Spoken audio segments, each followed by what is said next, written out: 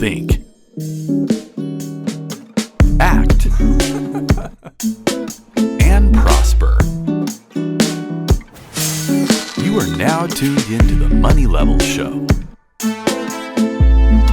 Hey everyone, welcome back to the Money Level Show, where we think, act, and prosper. Today we're not playing any games. We're meeting with the man himself, Thomas George.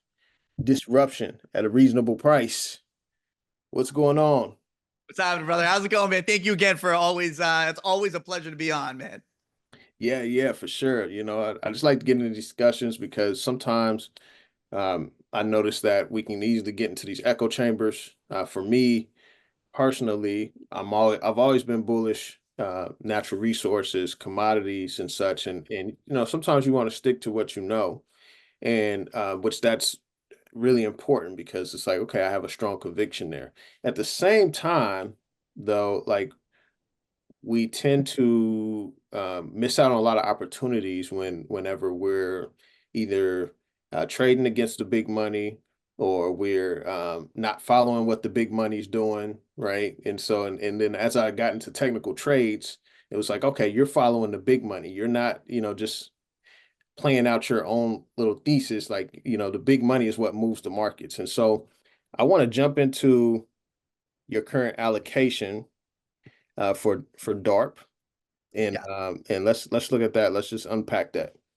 So right now, 63% artificial intelligence. So let's start there. Okay, Yeah. yeah, So just at a high level, our thought process is here is like the way we construct a portfolio, disruption at a reasonable prices. There's two two sides of the barbell, if you will, right? There is the clear technological side of disruption that we're all familiar with, right? And that's goes without saying. In our view, AI is one of the most attractive parts of that area. Then we look at the other part, which is basically commodities, right? And the way we look at the disruptive part of the technology side is we're not invested in science projects. Like we're not invested in things 10 years out, moon landing kind of just a lack of a better term. We're not fishing where Kathy Wood is fishing, right? We're looking for companies with real cash flow today or with the prospect of real cash flow in the next 4 to 6 years, right? We think anything further than 10 years, like that's VC type stuff, right? And that's not where you're going to get rewarded in the capital markets. And so we've come up with a lens through disruption at a reasonable price as the optimal way to invest in growth, right? And we feel that that's really where it is. So that talks about the technology side. But then on the flip side, our view is that you can't have this disruption without things, right? Without natural resources that underpin this future, right? And if I were to look fully across the spectrum, there is nothing more undervalued and unloved that has growth tagged alongside than resources, right? And our resources range from natural gas, battery metals, uranium, gold, silver. So like the whole gambit here. So for us, it's just really that broad-based approach that takes these two areas in a real way. yeah, definitely.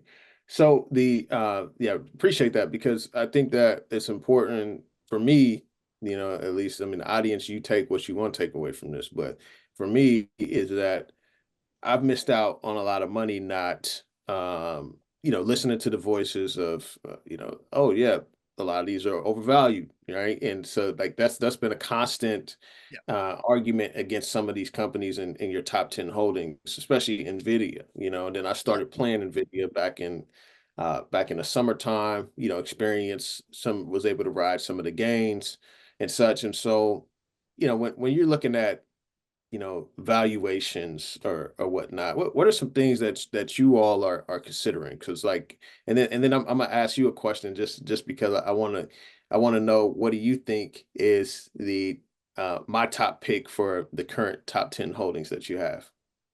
Right. Yeah. Yeah. And so this I'm top actually 10 that. is, I'm actually that in a little bit.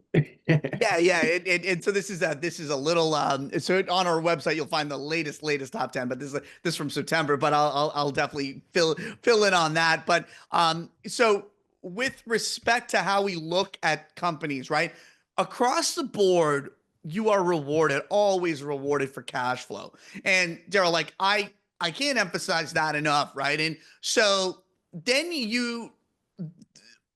investing is an art, always been an art, but it's an art that's based in a foundation of math and real financials, right? So it's that if you look back in history, what was really considered value investing, right? Value investing was I would go through a company's financials, go to their book value, and be like, oh, wait a minute, this stock trades at 20 cents and per share, and they have a book value of $1.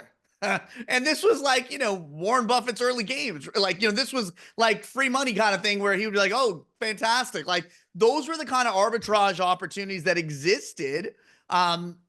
In the early days of investing, value investing, right? And if you think about how and why that, Really quick, Thomas. Yeah. So coming out of that, I mean, also like, I also think with those early days, we were coming out of some type of, we were coming out of the macro view of coming out of the World War II, coming out of like, where inflation was high, yeah, bondholders were getting killed, right? And people weren't even really looking at like equities like that. Is that correct? that's right. Like equities as an asset class, just, it once investors saw the power of what equities could do. And now you obviously bond yields were high.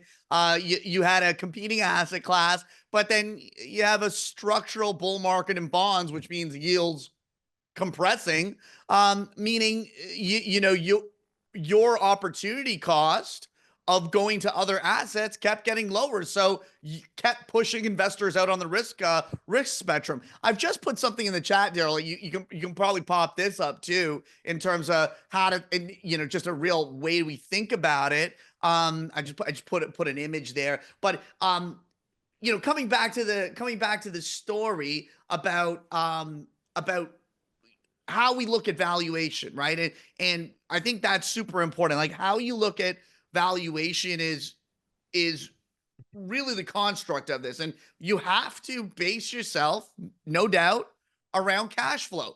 But then, well, people will say, well, I'm looking for cash flow yesterday, right? I want high cash flow yield from a stock that generated the last 12 months lots of cash flow. Well, that's great and well, but without knowing where that future, like, that was yesterday. I need to look to tomorrow, right? So without, and so the market has gotten a lot more forward looking, right? So if you look at the early days of investing, and that's why I bring up this whole, Benjamin Graham, Warren Buffett view, you would get things on fractions of the dollar, incredible time, right? Then we moved into a world of growth investing, right? And the world of growth investing really was growth at a reasonable price, right? And that was, you would forecast out the cash flow of a company for 2 years, right? Analysts were very focused on that. That's kind of been the tradition of growth investing, right? But our view is we have now transitioned, and this image kind of shows you, is that we've transitioned to a world of DARP investing, right? And so how do I categorize DARP? Disruption at a reasonable price. We're looking for cash flow acceleration, right? So not just cash flow generation, I want acceleration. So those bars are like moving consecutively higher.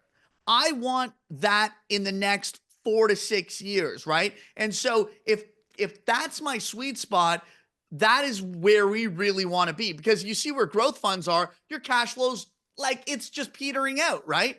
And DARP is that sweet spot of where the acceleration happens. And we find that companies in that sweet spot, and it can be anywhere between now and 6 years from now, we want to forecast cash flow acceleration. That is the sweet spot. And that's how investors should really think about investing in disruption, investing in growth. It's not about what's here today. It's not about what's here tomorrow or the year after. It's year 4. And coming back to investing as an art, well, that's really what it is. You're presented with facts. You look at how the world will evolve, and you want to position accordingly. Are you going to get some calls wrong? Yeah. But within the calls that you get right are going to be some absolute monsters that are Mhm. going to, and that's just the nature of growth investing. It's F1 racing at its finest. Yeah, yeah, for sure. And so when we look at let's say for example, like the current holdings, right? For me as a I tend to look for value. Yeah. Um, so we've seen some huge inflows of capital. I mean, some of these stock prices, like I mean, I was saying Nvidia was overvalued, overpriced for like Yeah. Yeah. what 2 3 years, right? And the train just keeps moving, right? And so it's like, Yeah, okay, absolutely. Yeah.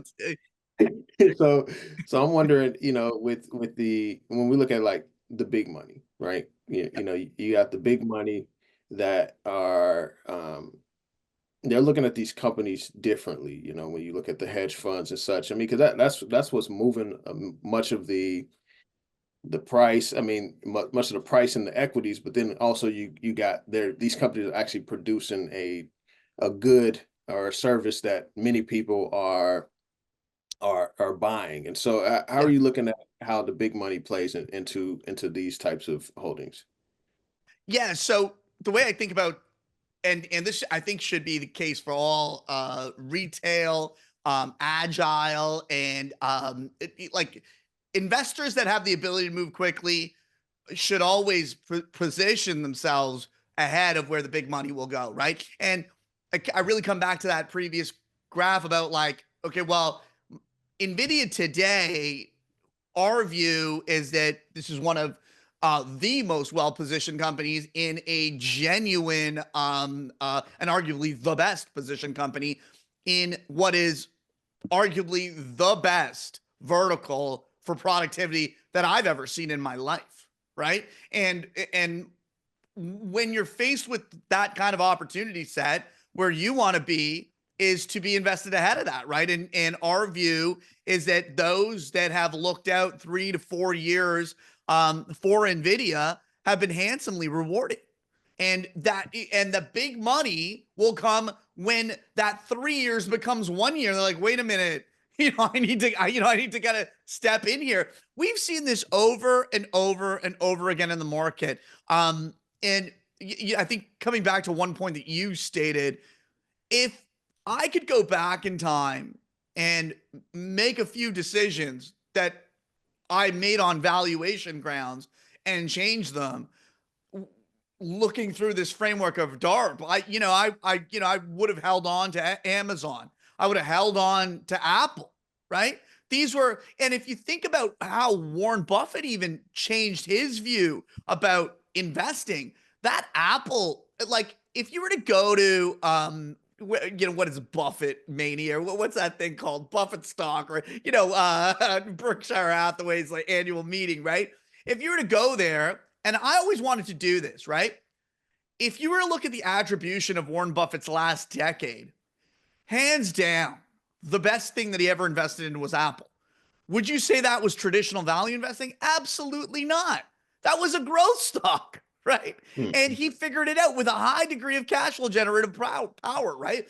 If I were to go and do a survey of everybody at the annual meeting and say, did you own Apple? Did you own Apple? I guarantee you over 90% of the people would say, no, we never owned Apple in their own individual portfolios because they didn't see the growth side of it, right? And that really is that's and only now are you starting to see only when these companies mature do you see the big money start to step in and basically buy what you bought 10 years earlier at a very very in, much higher price, Hmm. valued fairly but at a much higher price.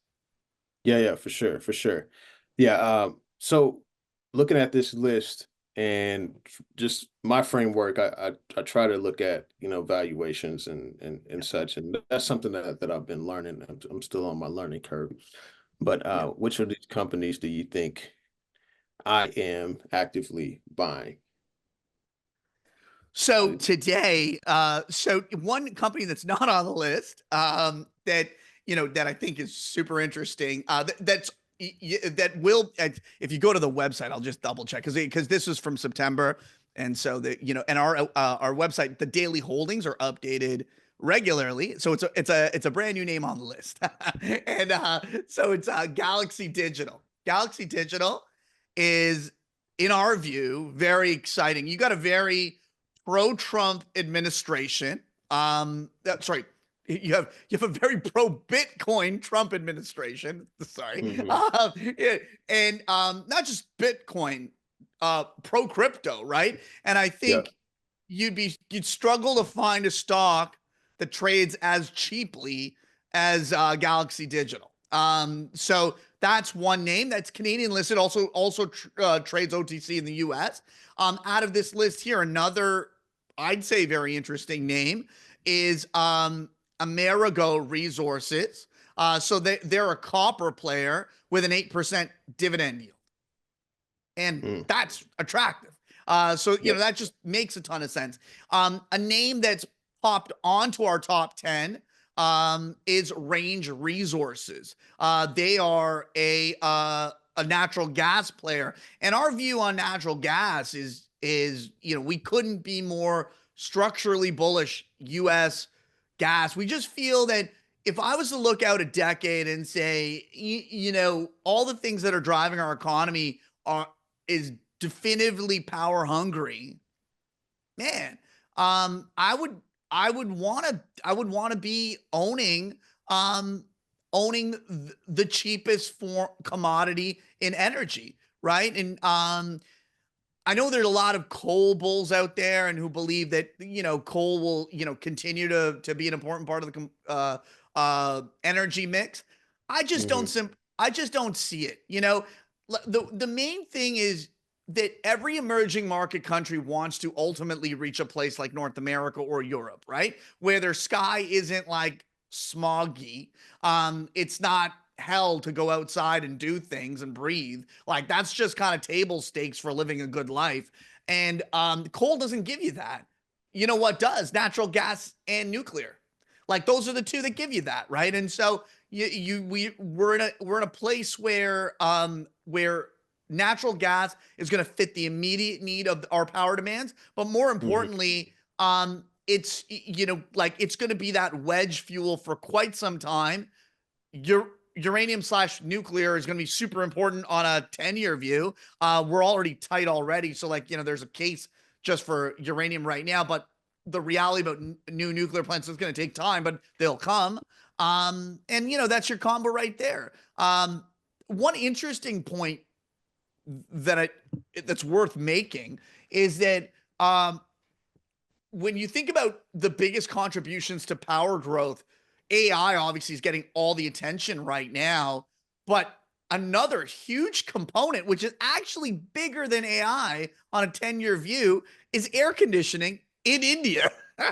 Like, that's crazy. Like, that to me, it just kind of shows you that, like, I can just show you a wedge you didn't even know existed, right? And it's bigger than AI consumption because we know the world's getting hotter, and everyone who lives on that equatorial region they are going to demand um, a place to work that they're they're not just kind of melting away as an ice cube, right? And productivity is definitively related to how comfortable you are in your office environment, and that's going to be important Yeah, yeah, yeah. It's solving an issue. for It's sure. solving an issue and sees a need and everything. So with so the stock I've been buying on here is Google. Um, Right. Google. I mean, sitting on massive cash, Yeah. and they're kind of the forgotten child of the Magnificent Seven. And Yes. so, so I mean, some of these stocks have already split and everything, and Google's still, they got a massive amount of cash, and I'm interested to see what they do with their AI. I know they've launched Gemini and stuff, and so yeah, so I'm interested to see what they're doing. So that's the stock I've been buying. Yeah. Um, so let's so you mentioned natural gas, and that was something I wanted to dive in a little bit deeper on, because natural gas, like many of these stocks, have been getting pummeled over the last few years, and I was kind of just wondering, like, okay, well, when does this ship turn around, and everything, Mhm. and so now that we have a red sweep in the United States, I know Trump, he wants to drill, baby, drill. That's what he says, and the and so thinking about that, okay, when we're drilling, there's so much amount of oil in the ground, and there's a lot of gas that are coming out of some of these areas, and I think in the Permian Basin and such. And so how do you see natural gas, like, fitting in this picture of energy? And then also, I mean, I was reading something else about the LNG exports, as well as the things going on in Russia and in Europe in their situation with natural gas. And so what's kind of like just a broader macro outlook that you all are considering? Yeah. So let me, I'm going to just see if I can share. I want to share something with you as Oh, you want to well. share something cool? Hang Yeah, on, yeah, let me yeah. know. I'll just, I just want to just kind of give, give some color and context to importance so power demand for AI. I can't stress enough, right? Like this is huge stuff, right? So if you look out by 2030, today US data centers consume something like 4%. The blue bubbles are how much of total US power demand. By 2030, that's going to be 8%. Like this is just a parabolic move in demand that's going to have to be met. Um, by power that can be deployed in a relatively quick, feasible time. So if you think about just the move from 2023 onwards to 2027 kind of thing, right? That period there, that's not going to be met with new nuclear plants. And it's definitively, and I'm talking, this is American baseload power. That's it. That is not going to be met by new coal plants. There's nobody putting up new coal plants anywhere. So by definition, that's going to be met by natural gas, right? And further to that, when Biden was in office, for whatever reason, he put a temporary pause on LNG export permits for whatever reason, unknown. Like that, just like this is a country with seemingly unlimited, cheap, plentiful natural gas that is made to be exported to regions like Europe, who are still importing natural gas from a sworn enemy in Russia. Wouldn't it make sense to send our valuable good over to Europe? And then Asia has an incredible appetite for natural gas. So we think the confluence of these two items, data center growth within the country, and then exporting LNG at a high clip, you're in a great spot to own natural gas companies. And so, just a US natural gas producers, right? And so Ursula von der Leyen, she's the president of the EU Commission. She stated, so I think this Trump administration is very, very different. And I'll say this, right? Before, when leaders would meet with Trump in his previous term at office, they would just say, listen, whatever, this is an aberration. After 4 years, they weren't taking him seriously. Now they are, and they're coming to him with almost olive branches, if you will. Like, this is unheard of, right? So she Mhm. says Europe still receives a lot of LNG via Russia. Why not replace it with American LNG, which is cheaper for us and brings down our energy prices? This is coming right from the horse's mouth. This is coming right from the EU. And so Trump is going to absolutely push that way. Now we have a lot of natural gas in this country now, but the other side of that as well is that these natural gas stocks have actually done quite well this year, better than oil stocks for sure. And we think eh, it's still at $3 and call it 50 cents.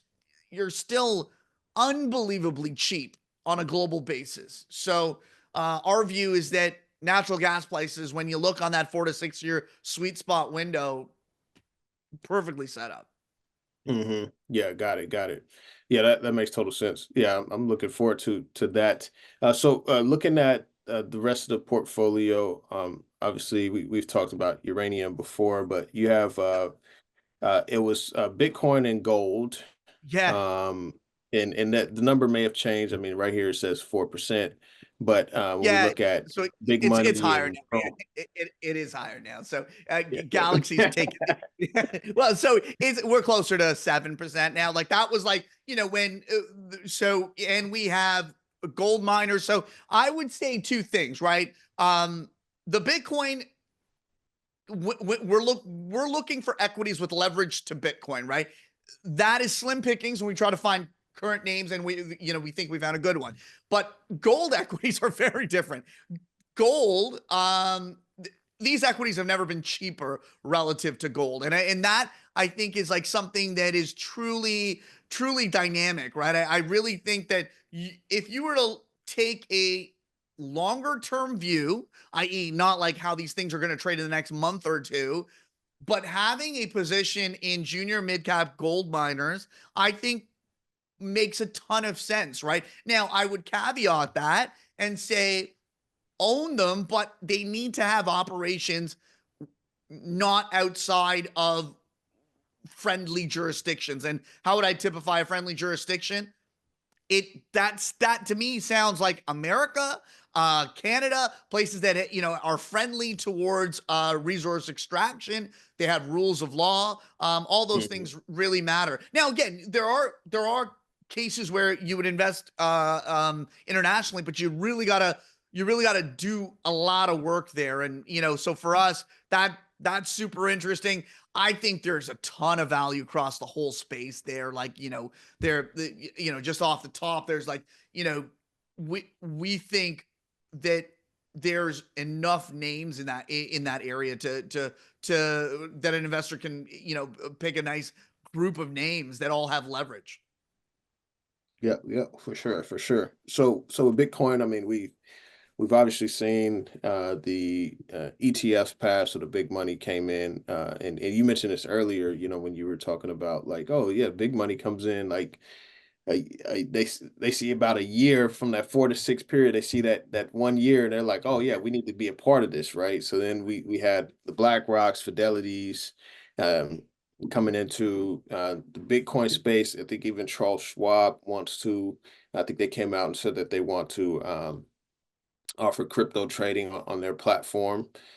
So this, so we had the big money. Then now we have a president. The first time a president has ever acknowledged um, Bitcoin and be pro Bitcoin and for America to be number one in this innovation. Yeah. It's and then also like all the pro crypto candidates that have gotten into the Senate and the House Yep. this election and potential for a uh, U.S. Bitcoin reserve bill, strategic Yes. Bitcoin reserve bill. I mean, this stuff it just like I can't be more bullish, like and I hate I Yeah. hate to I hate to go down that track of like okay there's no bear case, but I'm just like wow this is it's a lot.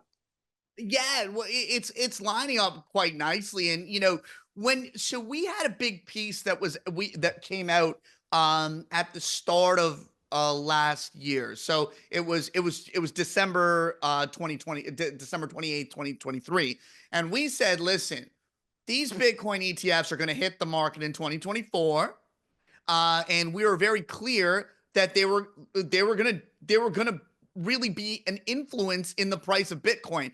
And so we took all our positions. We said, listen, this is the thing. Coming back to you got to get ahead of the big money. And we said, this, all of a sudden you're going to get all these things open up. You're going to get ahead of the big money. And so what was interesting is that call really worked out incredibly well. So we said that there was the weight of money from all of these new sources, given these new ETFs that were coming out, would be enough to take out all-time highs.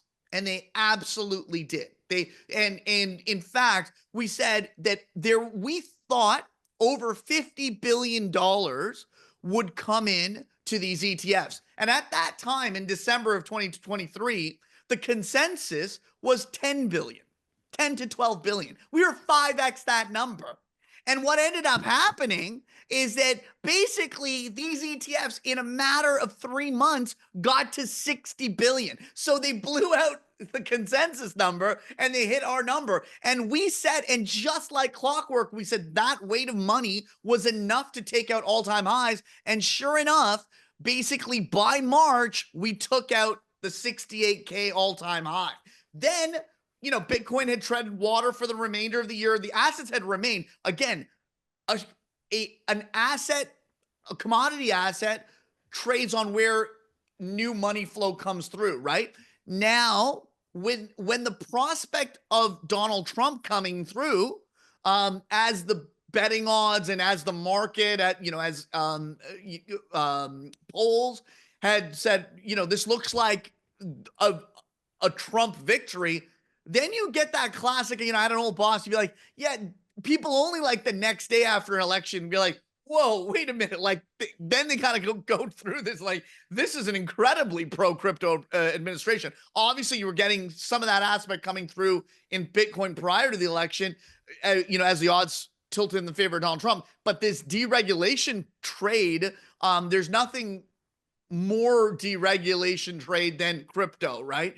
And and the pendulum has genuinely swung the other way, because if you look at the Democrats, Warren, she was like she want to put this back in the box and send it to the moon. Like she was so anti-crypto. So you got the likes of Liz Warren gone, and you have a whole bunch of VC-backed candidates, and the VP is there, right? This is all setting up to be a what I'd say a very favorable environment for not just Bitcoin, but the crypto ecosystem as a whole. And I think, there are a few names that are totally set up. It wouldn't be a proper discussion about Bitcoin equities without talking about MicroStrategy. It's not a name we've owned. And again, that's it was always more expensive than the Bitcoin it held. His strategy, you have to kind of laud the strategy of borrowing and buying Bitcoin and, issuing converts. And it really is something. But it's not in our wheelhouse. Like that's not where we win consistently, but we have to kind of hat tip that. But I would issue a word of caution that, what's going on there is high stakes. You're not getting value because underlying you're paying a premium to the Bitcoin that he owns, right?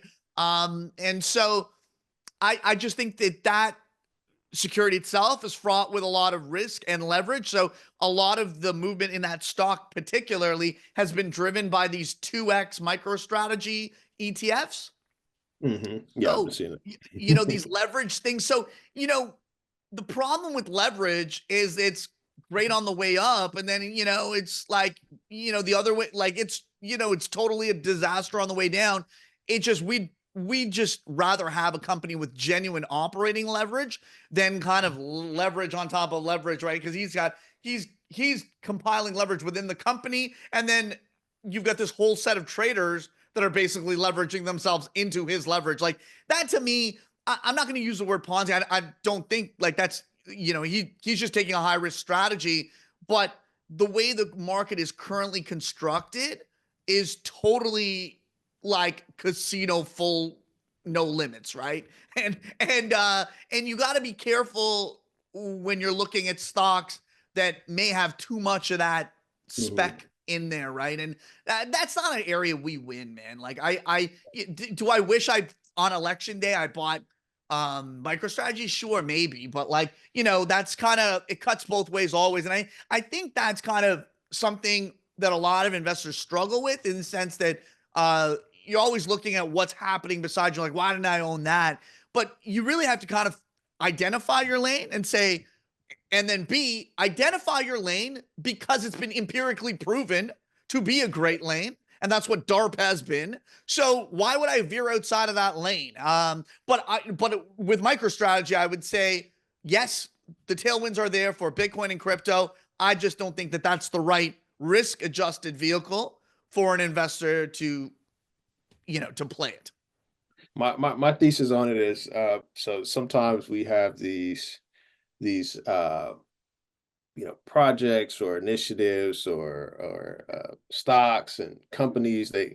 Every crypto bull market, they come out swinging hard, Yeah, yeah, yeah. and then when the crash comes, there's a lot of people were hurt, and we saw that in the last one. I mean, with the FTX and Terra Luna and Celsius, we had some blowups, right? From a lot of leverage, a lot of risk, a lot of everything. And so that would be my caution, is just like, okay, Totally. yeah, I'm not trying to get left caught holding the bag, but No, my no. plan is to hold Bitcoin long term and sell whatever else crypto asset when they go parabolic. So Yep. that's my plan.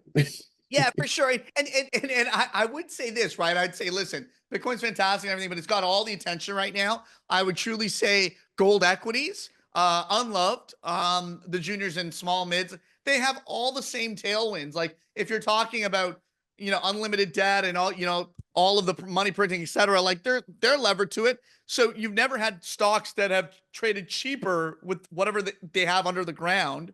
Gold's had a fantastic year, but these equities have not. So I'd say the nice balance trade is here is own some Bitcoin, own some gold miners. A nice setup. Yeah, for sure, for sure. Yeah, definitely. Well, Thomas, appreciate you for coming back on. Where can people find you on social media or any other relevant sites? Yeah, yeah, yeah. So, well, thank you as always, man. Always great to chop it up. And so, where you can find us, our written work is research.grizzle.com. That's our Substack. Our you can on Twitter. You can find me there anytime. Thomas G _ Grizzle. And that's kind of where mostly all my musings are, right?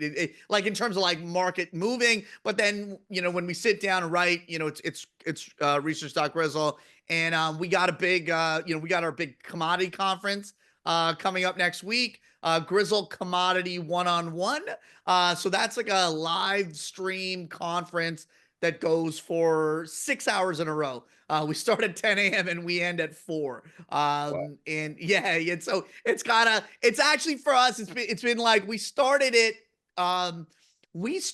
pre-COVID. Like, now we're getting into like year 5 of doing these live conferences that our first one was like 2.5 hours. And then now it's just like, we got to cut off people. We're at 6 hours now. It's like literally we're just like, but it's a ton of fun because, in a weird way, like one of the things that the energy that you get from a conference is the fact that people are live, they can ask questions and all that sort of stuff. And that's something that, YouTube and, the Twitch and all of that's,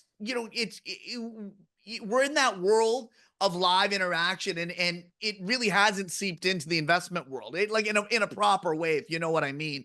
Mhm. So that's super exciting. We're excited. Like, this are like, I'm not sure how many installments we've done of this. It's a lot, but yeah, that's next week. And then, yeah, so still, I think if I had to say one big outlook, this is gonna be a fantastic 2025. It was great 2024 for stocks. Obviously we still have another inning in December, but I think it'll be fine. But 2025 is gonna be great. I just don't think you want to. I just think you want to make sure you're fully invested. There's so many, overt bears and this, that, the other. Just, block it all out and make sure that you're invested for growth. Like America is a highly, highly dynamic country that is now is huge parts are going to get more deregulated, like less red tape, all those sorts of things, like starting from natural gas all the way to intellectual areas. Why wouldn't I want to be long that stuff? Yep. Yep. For sure. For sure. Yeah, that makes sense. It makes total sense. All right. Well, yeah, it's good chatting, good catching up and everything. We got to have you back, as everything plays out and continues to move forward, as the markets continue to move. Let's make some money and Yeah, let's everything. go. And appreciate you for coming on. Thank you, man.